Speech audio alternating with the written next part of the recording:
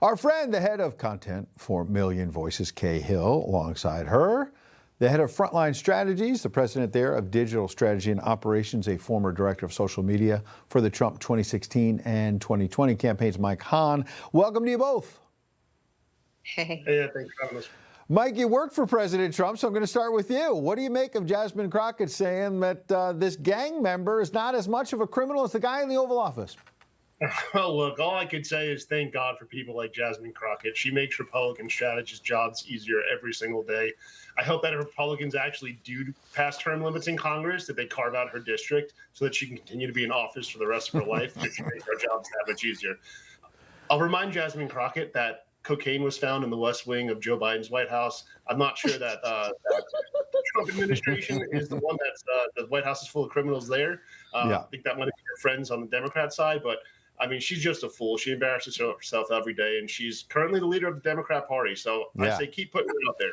Kay, if Abrego Garcia is such a great guy, why do you think his wife, in every photo they took together, seems to be covering up the tattoos around his hand? Have you noticed that?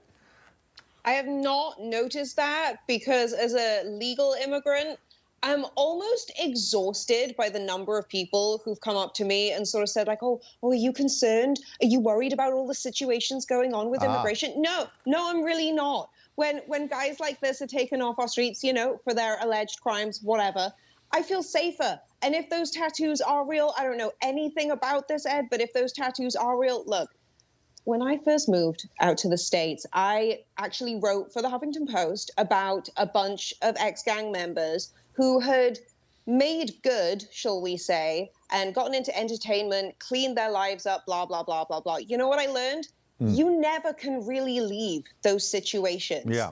And, well, you can. You go to prison or you die, right? Like, those are the only two things.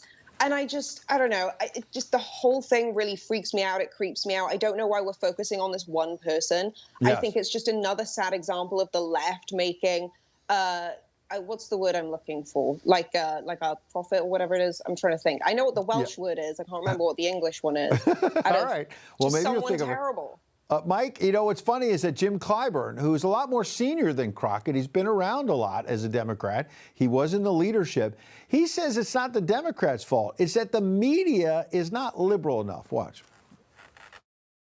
Well, I think the message that comes from the Democratic Party is a good message. The problem we've got, Alice, is that we have to depend upon the media to deliver it.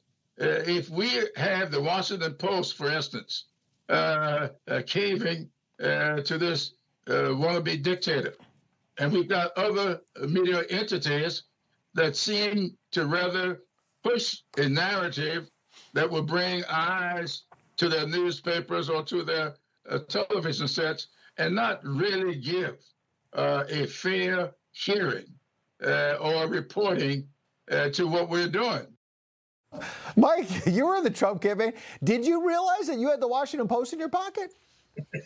I'm not sure what media Congressman Clyburn consumes here, but the fact of the matter is, I think we're on week 2 of this story now, and I'm so tired of hearing it. The fact that an MS-13, a man with MS-13 gang signs on his clothing, MS-13 tattoos on his hand, was surrounded by MS-13 gang members when he was arrested, is somehow this innocent person, and the media, in addition to the Democrats, are supposed to come out and defend him, is just lunacy to me.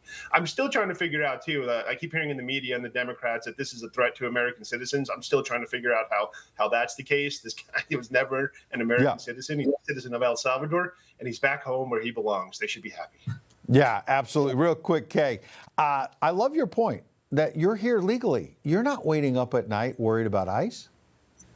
I'm not. I mean, I do stress out, like, sometimes about this overwhelming sense, again, that I'm getting lumped in with all of the other immigrants. It actually happened again today. I was sort of out in public. I don't know whether it's the way I look. Maybe I look liberal. Maybe it's the nose ring, whatever it is. But this, like, consistent idea that all legal immigrants don't like Trump, like, that is just not the case. We're really, really happy that this is happening. All of the legal immigrants I know who are in places like California, New York, they've all moved to the South or to central states to get away from Democrats, get away from anyone everyone who's owned by George Soros and move towards a common sense center, which is Trump Republicanism. Yep. It's that called simple. Common sense revolution. That's what the president's talking about. Kay, Mike, appreciate your time. Thank you. Thanks, Ed.